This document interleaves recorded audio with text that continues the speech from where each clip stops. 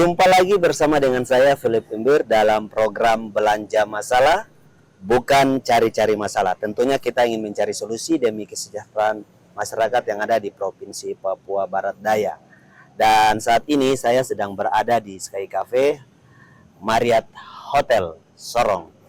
Dan juga telah bersama-sama dengan narasumber seorang tokoh aktivis lingkungan yang sudah sangat kita kenal, viral di tanah Papua secara umum dan khususnya di Papua Barat Daya hari ini. Saya perkenalkan langsung Kakak Charles Tawaru. Apa kabar Kakak?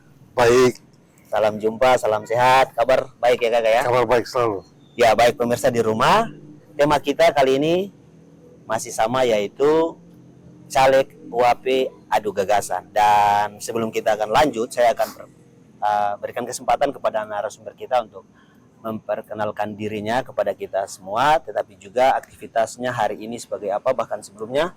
Kakak, saya sebut kakak ya biar lebih nyaman ya Kakak ya. Izin boleh ya Kakak ya? Boleh. Kakak boleh perkenalkan diri, silakan Kakak. Ya baik. Nama saya lengkapnya Richard Charles Tawaru. Ya. Sering dipanggil Charles.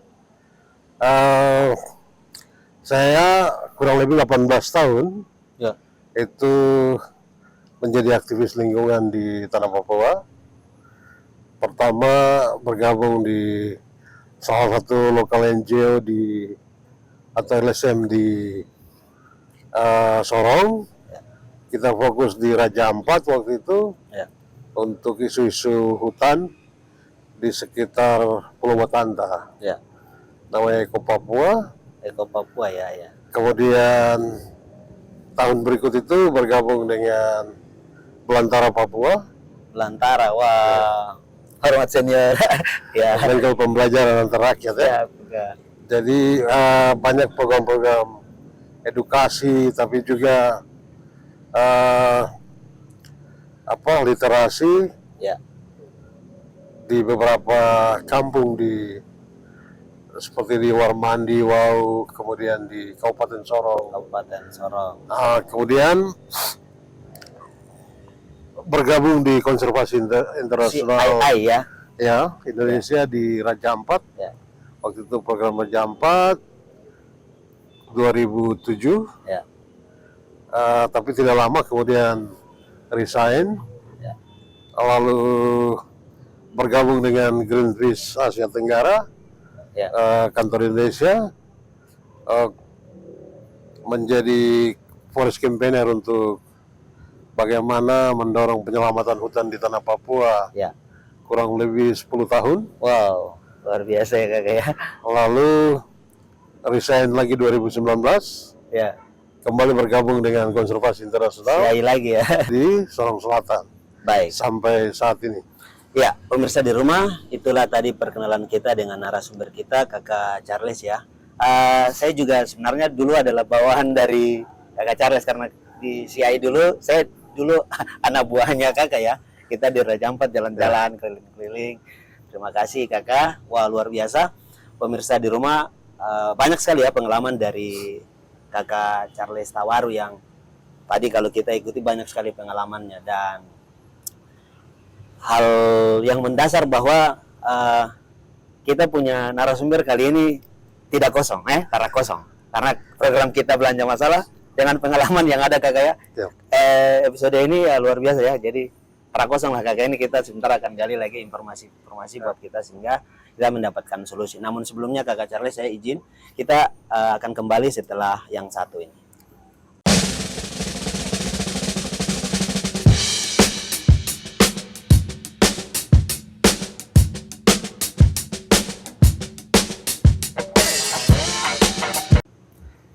Kembali lagi bersama dengan saya Philip Imbir dalam program Belanja Masalah. Tentunya tidak cari-cari masalah, karena kita ingin mencari solusi bagi masyarakat Papua Barat Daya. Dan masih dengan narasumber kita, Kakak Charles Tawaru. Kakak, tema kita ini dan pemirsa di rumah, caleg UAP adu gagasan. Dan kita sudah berkunjung ke berbagai wilayah yang ada di Papua Barat Daya. Dan hari ini kita dengan Kakak Charles, kita juga kemarin di pengumuman kita lihat kakak juga sudah ada di DCT ya, berarti kakak juga caleg ya? Iya. Ya kakak, mungkin kita berbagi ya, kakak bisa berbagi dengan pemirsa di rumah. Apa yang menyebabkan seorang Charles Tawaru ya kakak ya? Ya. Seorang Charles Tawaru, aktivis lingkungan, juga punya banyak pengalaman di tengah-tengah masyarakat dan NGO yang ada yang besar ya, luar biasa. Sampai hari ini bisa meninggalkan pengalaman itu dan terjun masuk bersama-sama dengan beberapa orang yang ada di Papua Barat Daya dalam caleg Papua Barat Daya. Yang mendasarnya apa sampai kakak sendiri tergerak untuk masuk mencalonkan diri? Silakan kakak. Baik, terima kasih. Saya pikir tadi memang dalam perjalanan yang mungkin cukup panjang dan lama untuk mengawal bagaimana keseimbangan ekologi dalam pembangunan. Ya, Terutama ya kita tidak anti terhadap pembangunan, pemerintah ya. tapi bagaimana pembangunan itu bisa tercipta dengan tetap memperhatikan pertama keseimbangan ekologi tadi. Ekologi ya. Kemudian yang kedua, kita tahu bahwa masyarakat kita hampir 85% hidupnya bergantung dari alam kita, Alamnya ya. baik itu laut maupun Darat. Sehingga sumber-sumber kehidupan ini perlu dijaga, perlu dilestarikan. Ya. Bagaimana pembangunan yang berkesinambungan Ya. itu bisa memperhatikan dampak daya dukung dari lingkungan itu sendiri. Sehingga memang cukup lama kita melakukan advokasi bersama Greenpeace, Ya. bersama kawan-kawan lokal di Papua, Ya. tapi juga kawan-kawan di nasional. Dan saya berpikir bahwa orang-orang seperti kita Ya. harus masuk ke dalam sistem. Masuk di dalam, tidak bisa dari luar ya kakak ya. Cukup lama kita dari luar, kadang-kadang berhasil, kadang-kadang juga tidak. Tidak. Sehingga orang-orang yang memahami itu harus masuk ke dalam sistem Supaya bisa. untuk bagaimana tadi, kalau kita bicara soal fungsi dari DPR tadi, Ya. ada 3 fungsi. Fungsi anggaran, fungsi pengawasan, dan legislasi. Di fungsi pengawasan misalnya program-program pembangunan tadi, Ya. bagaimana kita mengawasi sehingga keseimbangan ekologi itu bisa terjaga. Lalu bagaimana benefit atau manfaat Ya. dari kehidupan masyarakat yang bergantung dari alam itu bisa tetap ada, Ya. berkesinambungan, dan karena tadi merubah pola hidup itu kan sesuatu yang susah. Benar kakak ya. Sehingga bagaimana mendekatkan kehidupan mereka dengan pembangunan di saat ini, Ya. itu ada interaksi yang tidak terputus. Rohnya harus sama ya. Harus seiring sejalan. Ya. Seperti itu. Contoh misalnya, kita lihat banyak kajian-kajian, terutama di kalangan kita, yang melakukan kajian dari sektor lingkungan, baik itu di laut maupun di darat, dan itu ketersediaan sumber hidup yang begitu berlimpah, dan masih ada sampai sekarang, tapi juga nilai-nilai keanekaragaman hayati yang begitu tinggi di tanah ini, khususnya di Papua, yang perlu terlestarikan juga sebagai sumber hidup tadi. Benar ya. Sehingga kita mau bilang contoh tadi bahwa Kota Sorong. Kalau kita lihat Kota Sorong, karena di kota jasa, sehingga pembangunannya begitu pesat. Tapi lagi-lagi bahwa daya dukung lingkungannya sudah kritis sekali. Sudah kritis karena sering terjadi banjir kakak. Itu dia. Sudah kritis, sehingga ini mau tidak mau semua orang harus sadar untuk menata ini secara baik. Benar. Jadi memang dasar pikirannya tadi ada kebijakan-kebijakan yang terus harus melindungi bagaimana pemanfaatan lingkungan secara berkelanjutan, tapi juga hak masyarakat adat tadi, yang perlu seiring sejalan harus terlindungi. Bagaimana melindunginya? Kalau kita bicara tentang konteks otonomi khusus misalnya undang-undang ini, bagaimana tidak bisa terimplementasi sampai saat ini?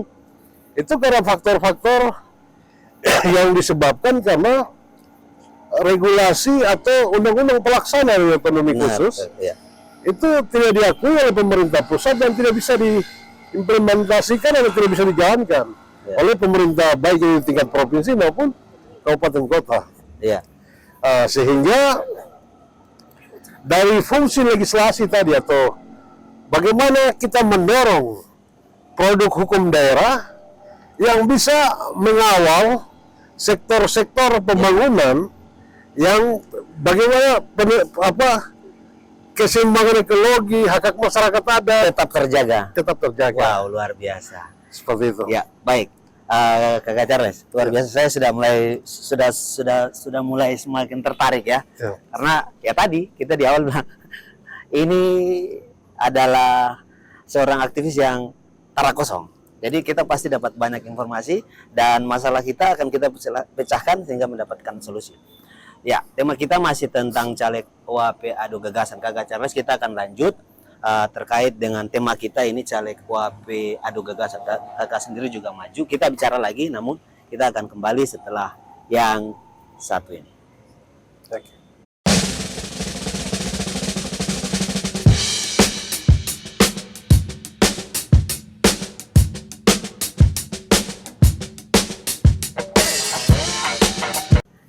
Masih dengan saya Philip Imbir dalam program kita Belanja Masalah. Tentunya tidak cari-cari masalah, karena kita ingin mencari solusi demi kesejahteraan masyarakat yang ada di Papua Barat Daya. Dan saya masih bersama dengan narasumber kita, Kakak Charles.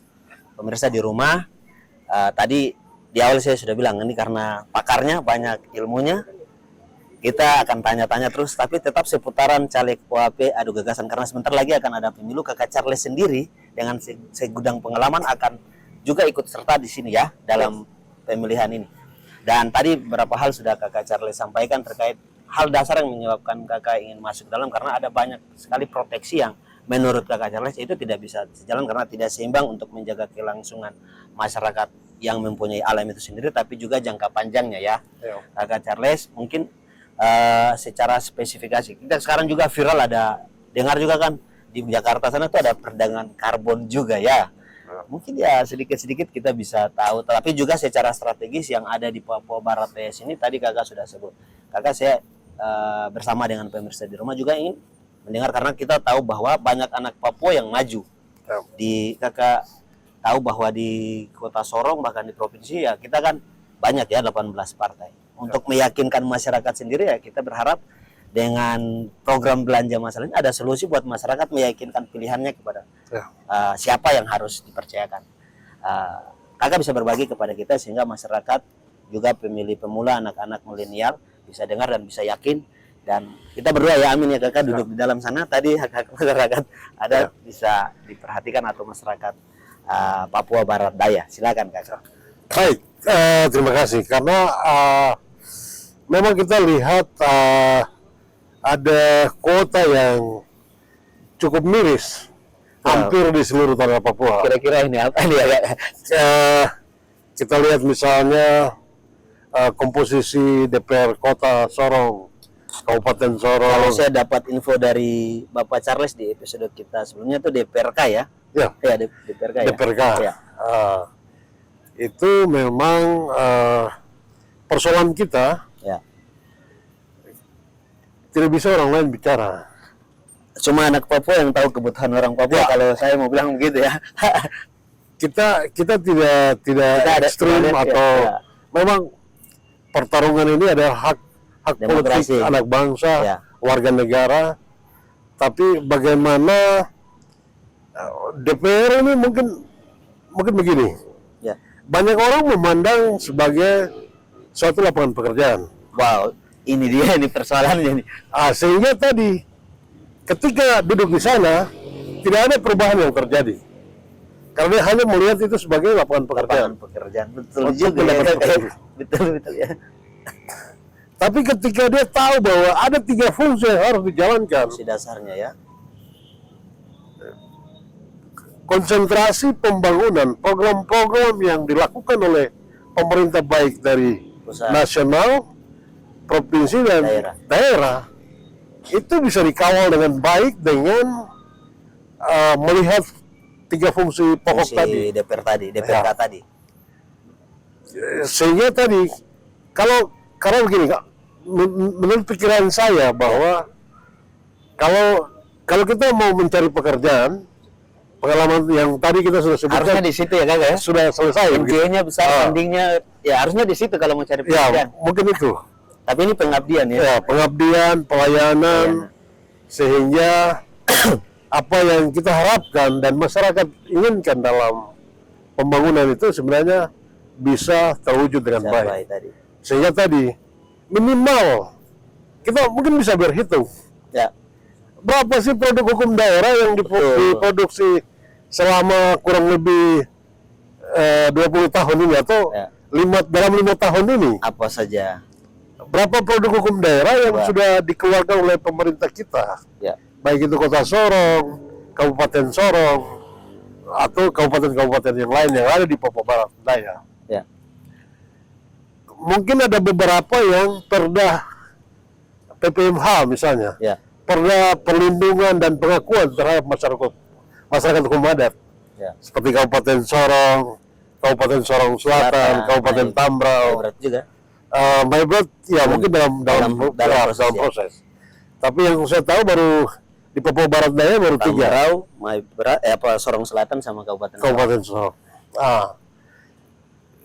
Masih juga general Ya, bunyi undang-undangnya, dan kita butuh bagaimana memboboti itu ya, dalam evaluasi, misalnya 5 tahun perlu dievaluasi sehingga apa poin-poin ya, yang belum menyentuh hak dasar masyarakat adat tadi bisa kita masukkan, kemudian kita kawal untuk bagaimana implementasinya bisa jalan. Itu sebenarnya harapan yang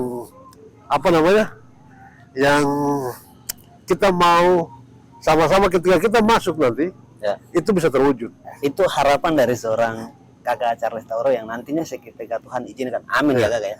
Itu bisa diperhatikan untuk kesejahteraan masyarakat adat, Bab. Ya. Kakak, tadi saya kan sempat ada sentil terkait dengan karbon sendiri Ya. dengan segudang pengalaman.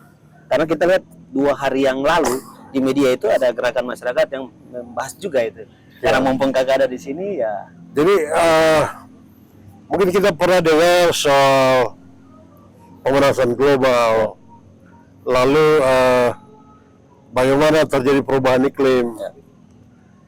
sehingga semua orang berkesimpulan bahwa atau seluruh internasional, seluruh dunia berkesimpulan bahwa bumi ini semakin panas. Ya. Ya.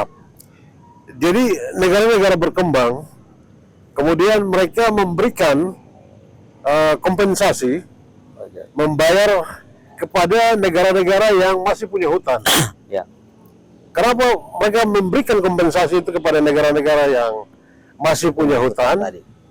Karena hutan memiliki daya serap terhadap karbon yang cukup baik. Ya. Dia menyerap karbon atau CO2, Ya. lalu memproduksi oksigen untuk kehidupan kita. Ya. Dalam kawasan hutan juga ada terbagi-bagi. Jadi ada hutan alam yang juga memiliki daya serap karbon yang cukup baik, Ya. tapi juga kawasan-kawasan gambut Ya. di Papua Barat Daya khususnya, atau di seluruh Papua, yang memiliki daya serap terhadap karbon itu sangat tinggi sekali. Ya. Ya. Karbon ini sendiri memang ada mekanisme yang sudah disusun oleh pemerintah pusat. Ya. Memang ini sudah bergulir sejak hampir 5 tahun yang lalu. Cuma implementasinya di daerah itu belum terasa. Ya. Dalam skema baru ini memang KLHK mengeluarkan aturan bagaimana seluruh dana-dana itu masuk melalui satu pintu. Ya. Lalu kemudian diimplementasikan atau didistribusi kepada daerah melalui skema. Jadi ada beberapa skema, tapi kita dulu melakukan protes. Ya. Bahwa kenapa kita protes? Karena hampir menguntungkan pihak dunia usaha, Usaha itu ya. korporasi dan lain-lain. Ya. Hampir 50% kepada mereka, lalu kemudian 30% kepada pemerintah, dan 20% ke masyarakat. Jadi skema ini terbalik sebenarnya.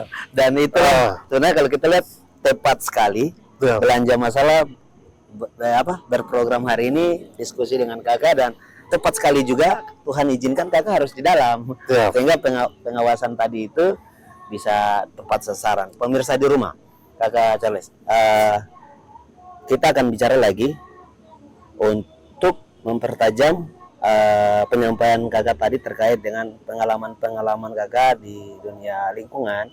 Tapi sebelumnya kita tahan dulu, kita akan kembali setelah yang satu ini. Oke.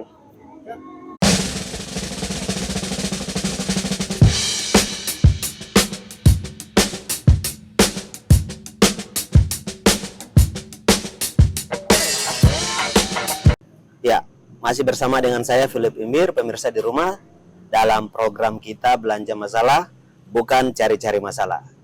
Tentunya kita ingin mencari solusi untuk masyarakat yang ada di Papua Barat Daya. Dan kita telah sampai pada penghujung acara kita, namun sebelumnya saya akan terakhir lagi bicara sama dengan kakak Charles, narasumber kita di malam hari ini. Dan tema kita, ingat buat kita semua bahwa tema kita adalah caleg OAP adu gagasan. Dan DCT kemarin tadi saya sampaikan kakak Charles juga ada di nomor urut berapa saya belum tahu. Cuma saya lihat ada nama kakak di situ. Nanti kakak bisa sebelum closing statement sebutkan dari partai mana, dapil mana, terus nomor urutnya berapa, sehingga masyarakat, saudara-saudara kita bisa tahu, dan atas izin Tuhan ke depan dipilih dan harus jadi ya kakak ya. Amin ya. Amin, amin. Ya kakak, sebelum closing statement mungkin ada yang terputus sempat tadi saya tahan, kakak bisa lanjutkan dan kita bisa mendengarkan bersama. Silakan. Oke. Kakak Charles. Iya, mungkin saya sedikit saja bahwa begitu banyak persoalan hidup yang dialami oleh masyarakat kita di tanah Papua, Ya. khususnya di Papua Barat Daya.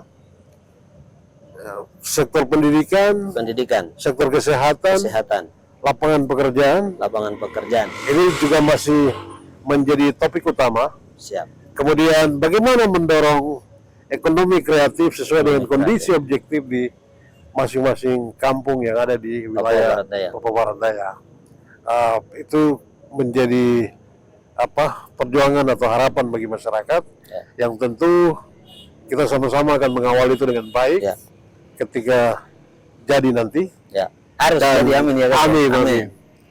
Dan mungkin tambahan lagi adalah bagaimana kita bicara soal karbon tadi. Jadi memang skema itu kita berpikir bahwa bagaimana kita membaliknya. Masyarakat yang 30 atau 40 ya. Masyarakat yang harus mendapatkan benefit lebih banyak. Ya, luar biasa. Karena kalau kita pikir secara gamblang bahwa mereka yang punya hutan, Mereka yang petana, mereka yang jaga selama ini sehingga baik itu laut, kawasan mangrove, hutan alam, mereka yang jaga, dan kita masih menemukan bagaimana keanekaragaman hayati yang cukup tinggi di dalamnya. Artinya bahwa pemanfaatan selama ini yang dilakukan oleh masyarakat adat kita itu hanya sebatas bagaimana memenuhi kebutuhan hidup, Konsumsi untuk makan sehari-hari ya. Tinggal sekarang kita menata itu dengan baik, kita mendampingi masyarakat dengan baik, sehingga ada pemanfaatan yang berkelanjutan, tapi kemudian punya nilai ekonomi untuk masyarakat masyarakat adat dengan manajemen bisnis yang baik. Benar. Sehingga memang perlu dikawal. Benar. Kemudian soal lapangan pekerjaan dan pendidikan tadi itu ada kaitan yang erat sekali. Masih ada. Kita pikir kita punya BLK di Kota Sorong. Oh iya, benar. Itu hampir lagi selangkah lagi menjadi standar nasional di Papua Barat Daya. Kita berharap pemerintah nanti, dan mungkin ketika kita jadi nanti juga pihak perusahaan bisa kita panggil. Panggil dan kita bilang dipanggil kita panggil pengawasan kita panggil dan kita tanya, kalian butuh skill seperti apa? Terus sudah berapa banyak penyerapan tenaga kerjanya? Skill-skill yang dibutuhkan kita bisa training. Anak-anak Papua yang hari ini sudah bersekolah, punya ijazah, tapi masih menganggur, atau yang putus sekolah, kita bisa latih kursus di BLK. Kalau hanya soal menjadi montir, menjadi Skill teknisi, kita juga ada ya. dengan kursus bisa. Iya. Atau mereka punya keterampilan untuk kelola bambu sebagai mebel, kayu sebagai mebel, rotan sebagai mebel. Ini BLK bisa menyiapkan kursus-kursus seperti itu, sehingga tadi lapangan pekerjaan kita bisa ciptakan Benar. dengan skill dan mendorong bagaimana roh dari otonomi khusus itu tentang keberpihakan, perlindungan dan pemberdayaan Ya, itu bisa tercapai dengan hal-hal tadi. benar Kakak. Sehingga pembangunan yang betul-betul kita harapkan masyarakat Papua mandiri dan sejahtera itu Bisa akan wujud ya. terlaksana tadi ya. Sehingga dengan masuk sebagai Calon anggota ya, DPRD. saya mengajak masyarakat di Kota Sorong, Ya, terutama di Dapil 1, Dapil 1. ya. Saya akan maju dari Kalau boleh tahu Dapil 1 itu dari mana sampai mana? Dapil 1 itu dari ada 6 distrik, Ya, 6 distrik. distrik Sorong Utara, Sorong Utara, distrik Sorong, Sorong, distrik Kota Sorong, Kota Sorong, distrik Kepulauan, distrik Sorong Kepulauan, distrik Maladumes, Maladumes. dan Terakhir. distrik Mayem Simsa. Oke, lanjut Kakak. Saya akan maju dari Partai Hanura nomor 8. 8. Ya. Lapex. Ya. Kenapa saya pilih 8? Wah, iya ini ya. Kadang-kadang orang berpikir bahwa oh ini terakhir sih. Jauh. Atau semua orang berebutkan nomor 1. 1. Tapi bagi saya dengan sistem profesional terbuka, Ya. kita jangan ribut soal nomor urut. Suara paling banyak. Jadi. Jadi. C. Tapi 8 kenapa? Ya. Masyarakat akan selalu melihat yang awal dan yang akhir. Keren. Dan itu yang paling gampang dilihat. Yang di tengah Sehingga saya sekali lagi mengajak seluruh masyarakat, jangan ragu, mari coblos Hanura nomor 8, Dapil 1 Papua Barat. Dapil Daya. 1 Papua Barat Daya. Namanya? Kita kawal perubahan untuk masa depan tanah Luar Papua, biasa. khususnya Papua Barat Daya. Luar biasa. Tadi di awal dah, saya sudah bilang Bapak Ibu pemirsa di rumah bahwa tara kosong. Pokoknya Kakak Charles nih yang saya tahu itu komandan Greenpeace dulu, Siap. juga di CI, juga di Belantara Papua sama-sama dengan Kakak Max, Max ya. Binur, ya. Kakak Max juga di Eko Papua. Eko Papua. Dan ada banyak sekali tadi yang Kakak sampaikan, dan Bapak, Mama, Kakak, Adik, Tante, Om, family, dorang semua yang ada di Papua Barat Daya di Dapil 1 Papua Barat Daya ini Kakak Charles, masyarakat adat pasti kenal, apalagi yang ada di Kota Sorong, di Sorong Selatan, di Tamro pasti kenal, terutama kaum milenial anak Papua yang di Tanah Moi pasti kenal lah. Ya. Jangan lupa tanggal 14 Februari Partai Hanura nomor urut 8, pilih tusuk coblos Kakak Charles Tawaru demi keberlangsungan dan kelestarian hutan adat kita, dan juga bisa menjamin hak-hak dasar masyarakat Papua yang ada di Papua Barat Daya. Kakak Charles, terima kasih sudah gabung dengan kita Belanja Masalah. Sama-sama. Kita berdoa sama-sama. Kita berharap setelah jadi kita masih tetap komunikasi Kakak dengan Siap. Kita tetap bergandeng tangan untuk mewujudkan perubahan bagi tanah Papua. Amin. Tuhan berkati Kakak ya. Amin. Oke. Itulah tadi pemirsa di rumah bincang-bincang saya bersama dengan Kakak Charles Tawaru, seorang aktivis lingkungan yang sudah punya banyak pengalaman dan hari ini terjun menjadi calon anggota DPRD Provinsi Papua Barat Daya dari Partai Hanura nomor urut 8. Jangan lupa Kakak Charles di Partai Hanura nomor urut 8, dan saya dan juga kru mengucapkan terima kasih bersama kita semua dan pengelola pihak Hotel Said Marriott di Cafe Sky mengucapkan terima kasih. Salam sehat buat kita semua dan kita akan jumpa lagi pada episode berikutnya. Selamat jumpa dan salam sehat. Amin. Oke.